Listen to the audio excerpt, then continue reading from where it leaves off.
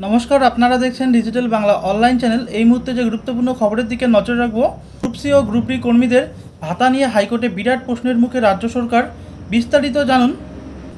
Supreme কোর্টের নির্দেশে প্রায় 26,000 শিক্ষক ও শিক্ষাকর্মীর চাকরি বাতিলের পর রাজ্য জুড়ে শুরু হয়েছে তীব্র বিক্ষোভ। এরই প্রেক্ষিতে মুখ্যমন্ত্রী ঘোষণা করেন গ্রুপ সি কর্মীদের মাসে 25,000 এবং গ্রুপ ডি কর্মীদের মাসে 20,000 টাকা করে ভাতা প্রদান করা হবে। তবে সেই ঘোষণার পরেই কলকাতা হাইকোর্টে চ্যালেঞ্জ করা হয় এই সিদ্ধান্ত। বুধবার বিচারপতি অমৃতা সিনহার বেঞ্চে এই মামলার শুনানি হয়। আদালতের পর্যবেক্ষণ, রাজ্য এখতিয়ারের বাইরে গিয়ে ভাতা দেওয়ার কথা ঘোষণা করছে। বিচারপতি সাব বলেন, এখনও কোনো টাকা দেবেন না, 1 এপ্রিল থেকে টাকা দেওয়া শুরু হয়েছে বলে আদালতে আইনজীবী জানালেও বিচারপতি সিনহা রাজ্যকে বলেন, এখনই এই টাকা দেওয়া যেন শুরু না হয়।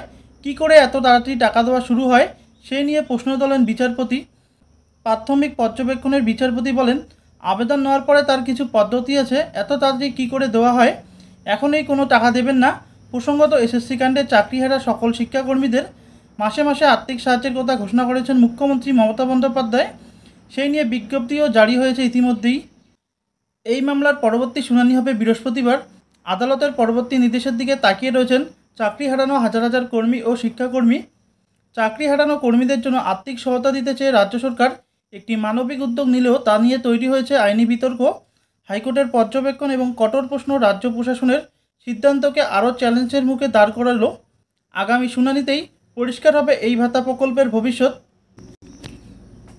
তো আপনারা বুঝতেই পারছেন, গ্রুপ সি ও গ্রুপ ডি কর্মীদের ভাতা নিয়ে হাইকোর্টে বিরাট প্রশ্নের মুখে রাজ্য।